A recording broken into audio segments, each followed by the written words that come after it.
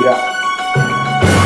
Amid coronavirus lockdowns, we have got best advice for travel agents, travel executives, and for the students who are studying travel. From the man who does not need any introduction, the co-founder of Passionals, the president of India Golf Tourism Association, chairman Skill Education, member Travel Agent Association of India, co-chairman of PhD Chamber of Commerce, valued member of Ficci, the travel mogul, Mr. Rajan Sehgal. Thank you for sparing your precious time, Mr. Sehgal. We are highly obliged for taking out time during this time of trouble, and we are seeking your advice and suggestions so that our fellow travelers and our fellow travel colleagues can benefit out of your experience. Without wasting your time, I would like to start asking few questions, and I'm sure your answers are going to benefit everyone whosoever is linked with travel industry, irrespective of they are in India or they are in abroad. So my first question, sir, what do you think by when people would start traveling again? By when travel companies Uh, start earning once again? it's first of all, good afternoon, and I'm always with the travel industry and especially with the students of tourism schools who are the future of our travel industry. Because once I was also the student, still I am a student. I am learning so many new things every day, and it's a very difficult question to answer when the travel will start. In my career of more than 35 years in the travel trade, uh, I have not seen this kind of standstill or there is no movement. There is no travel and tourism happening in the world. The entire world is standstill. This is first time in the history of my travel and tourism. And you said when people will start traveling. It's a very good question, and my answer is I will not give you any time, but I will tell you when people will start respecting the nature. They will make responsible tourism. They will take these warnings which nature gives us from time to time, whether it's a 9/11 or 26th November or swine flu or dengue or safety of the woman. We always ignore. We think that these are temporary problems, but this is the warning by nature which they are giving it to us from time to time. And I know it's a problem created by a particular country, but it's again nature has closed down in our houses to think and to give some rest to the nature.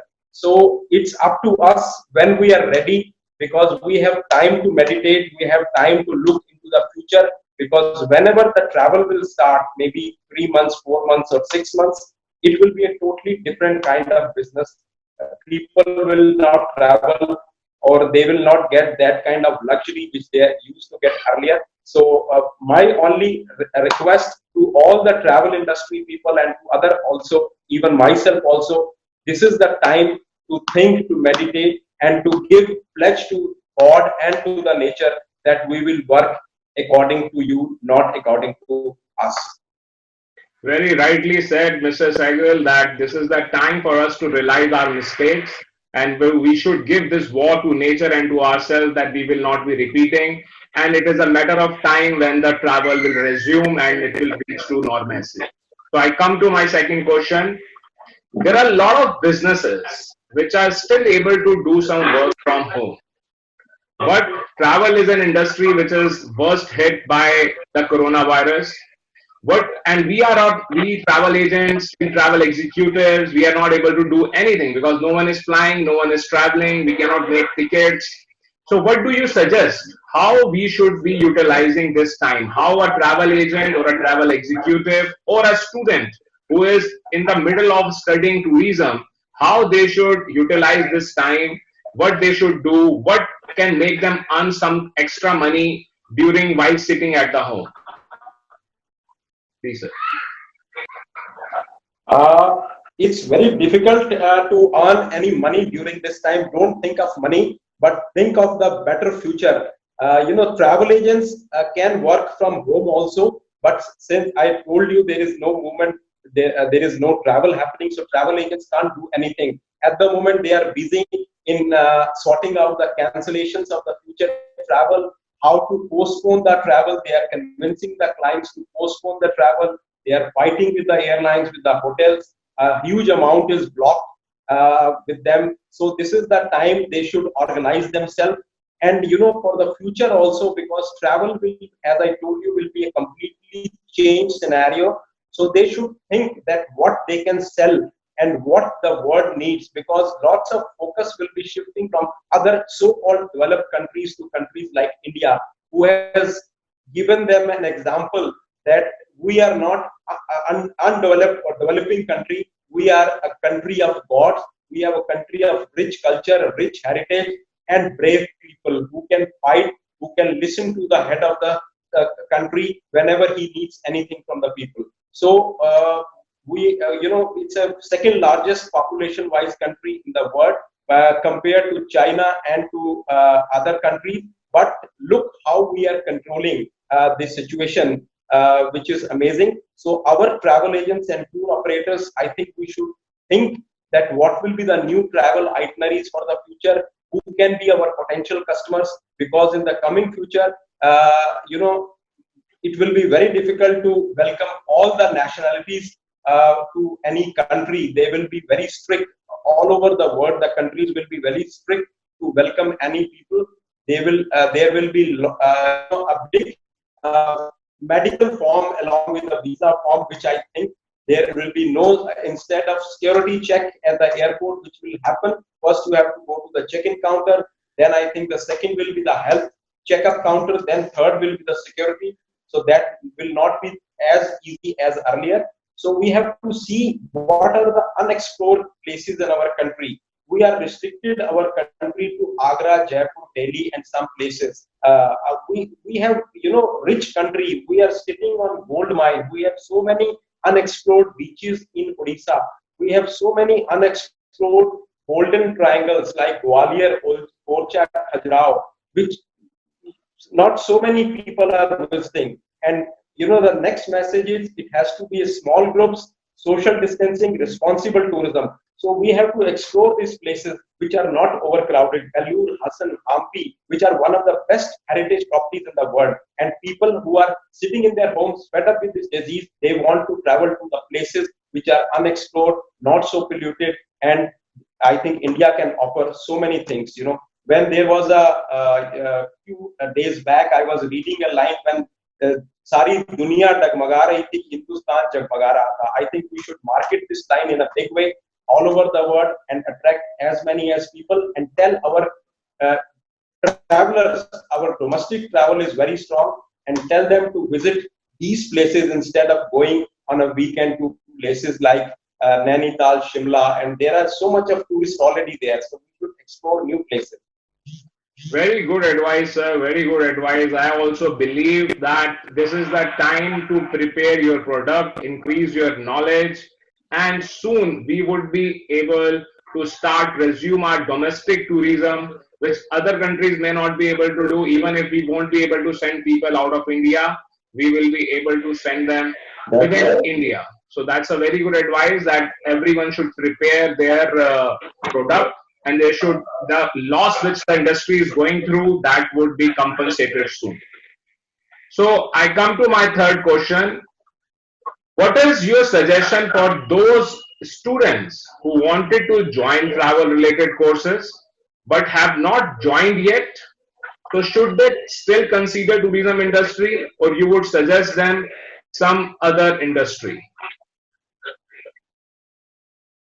Okay, it's not the end of the world. It's only a warning, and people should join, because travel, tourism, and hospitality industry will always, bloom. Because whatever business you are in, you have to travel, you have to stay in a hotel, you have to go to a restaurant. If you are going for a holidays or for some sports holidays, you have to go to a spa also. So it's not end of the world. Travel, tourism will flourish. Always flourish. That's the only industry which will still, after this crisis, will give maximum employment and foreign exchange earnings for our country. And now most of the countries who are based in, for example, in China, They want to shift their base from China to safe countries, close to China, where the labor is cheap, the other sources are very economical. So they are all looking up to India because India is a very reliable partner. They always respect others. But only thing, my request to the government, when these companies are coming to India, we should welcome them. We should not give them red tapeism. We should not give them so many forms, so many approvals to start a business in India. This is a big opportunity. If they come to India instead of going to other close by countries like Vietnam, Indonesia, who have similar facilities like India. So we should grab these businesses to India, which will generate lots of employment. And there are lots of travel, tourism, and aviation companies which are also planning to shift their base to India. So it's a big opening for the students. And I think when you are running one of the best professional tourism school, I have visited your school several times. You are giving one of the best trainings. So it's my humble request, when you also think of little bit adding new things, how to respect the nature in your syllabus, how to make responsible tourism, how to make easy travel, travel with small groups, travel to new places. So if you can add these new things in your syllabus, which will help for the future travel industry people also. Very, very nice advice, sir. And it's my promise that all the advices given to me personally or to our institute will be well taken and we'll implement on that. So here I come to my fourth question, which is also very important. We have a lot of small travel agents in this industry, in our travel industry, who are operating with a small office and a small team of 5 or 10 people. So these people are very scared. They were giving rent. Now they are, they are paying rent, but they are still paying half of the salary to their employees. Their savings are getting exhausted. So what do you think? They should still keep this, that they are going to earn good amount of money, or they should think of leaving the industry? I think you have already answered this in a way, but once again, I would like to know. Yeah, first of all, I want to tell you that these small size and medium size agents are the foundation of the travel and tourism industry. In this world of technology, especially in India, a country like India, these small and medium sized agents are filling 85 to 90% of the airlines, airplanes, hotels, cruises, and other travel related things. So you can see how important they are. They have mortgages their houses to give a bank guarantee to the airline and to the IATA to make payment to hotels and airlines on time or in advance, whether they are getting it from their customers on time or not. So they are the pillars, they are the foundation of the travel and tourism industry. They will remain as it is. If they will not remain, the airlines will not be able to fly because they can't fill 100% planes. The hotels cannot fill 100% of their rooms on their own or through these 2-3 online agents. It's the small size and the medium size agents which are the pillar of the travel industry. So they will be in the picture or in the field. Only my request to the Ministry of Tourism, to IATA, to please allow them to work from their home, because in travel agencies, hardly any customer visit to their office. Everything is by phone, online, internet, or by various other technologies. So they won't create any kind of a mess or unhygiene in a colonies where they are residing, because they are working in a very hygienic conditions. When advocates, when architects, doctors are allowed, they should be also allowed to operate from their house, which will be a big saving for them, a big saving for the rent, so they can keep the staff. There won't be any problem for unemployment. They can use that funds for the salary of the staff to run their offices from home. They will save a lot of money on that. That condition should be given in the approval for the travel agencies by Ministry of Tourism to work from home. When a patient is visiting a doctor who is running his clinic in a residential area, he can create a lot of infection or virus to that colony, but not a travel agent, because travel agent works very neat and clean or within hygienic conditions. So I think these small and medium-sized agents will be there, and I wish them all the good luck, because they are the ones who are going to fill again these aircrafts and the hotels. Very, very good. Very good suggestions given by you, and I hope through this medium, through your interview, the government people would also listen to it and travel agents would get some benefit and government would give them some relaxation. And if this happens, that if travel agents gets allowed to work from their offices, they'll be able to save a lot of expense. And it is only going to benefit the travel industry.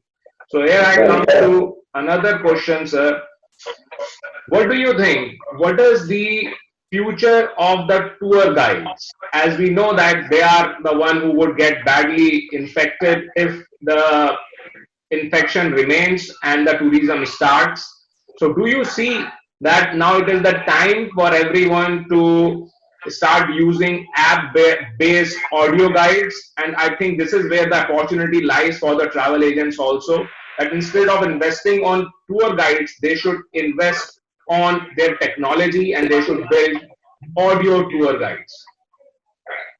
I totally agree with you that we have to follow the latest technologies. But again, to all my, it's a big industry in India, the guides. I don't want that they should go also unemployed. It's their right. So they should also use some good technologies, like they should have a collar mic or a cordless mic, or they should provide some neat and clean headphones to the tourists. And as I told you, the future will be small groups, not the big groups. And our monuments are, in a huge area, so they should follow the social distancing. They should give the description of the monument from a little bit distance, and with a proper mic, with a headphone. And I think if they follow these instructions, they will also remain in the business, and which is a big industry. Very nice, sir. Right, you are. If we have the tour guide in front of us, then it's a different learning. And when we are just using the apps, it just take away the charm of visiting a sightseeing or a monument. So I'm also hopeful that tour guides would remain and that would keep adding value to the tourism. So here I come to my last question, which is linked with the travel students. So what do you think those who are looking for a job or who lost the job because of this lockdown, by when they would start getting the job offers from the travel companies, from airports, from airlines, from hotels? It will take some time. To be very frank, I don't want to give them a wrong assurance. It will take some time because this crisis have come without any notice, and our industry was not prepared.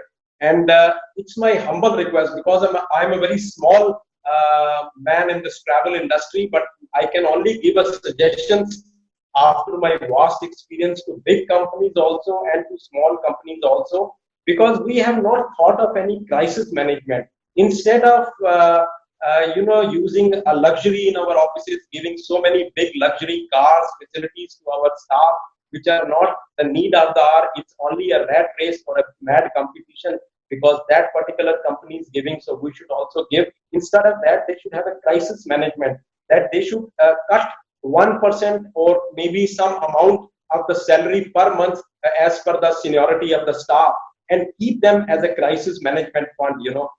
So whenever there is a crisis like this, they should not run to various authorities for some financial aid, because government is also right. If you go to them in the first 2-3 weeks, you can see after it's almost 3 weeks of the lockdown, and the entire world is still at a very grim situation. And India also, the people are following the lockdown rules, but some are creating problem, and the cases are increasing day by day. So I think it's not right also to ask the government for our survival. I think first we have to survive this great country, our loving people. If they survive, then the revival will automatically come. But the government will also, I think, we have made so many requests. Our travel and tourism leaders have made so much of efforts, given so many, their crisis or their concerns to the government and to various authorities. I think they will definitely look into that. But at the moment, the government's main concern is how to control this virus, how to make sure that people who are in unorganized sector, who have no livelihood, who are on daily wages, how they can survive, how they will get the food, the law and order, how the medical equipment, the hospitals. So this is the first priority of the government. I think that will remain for another 2 months. That will be the top priority. And then I think if we survive, this crisis, I think we will revive in a big way also. And we have a very brave country, brave travel and tourism industry. They will come back in a big way.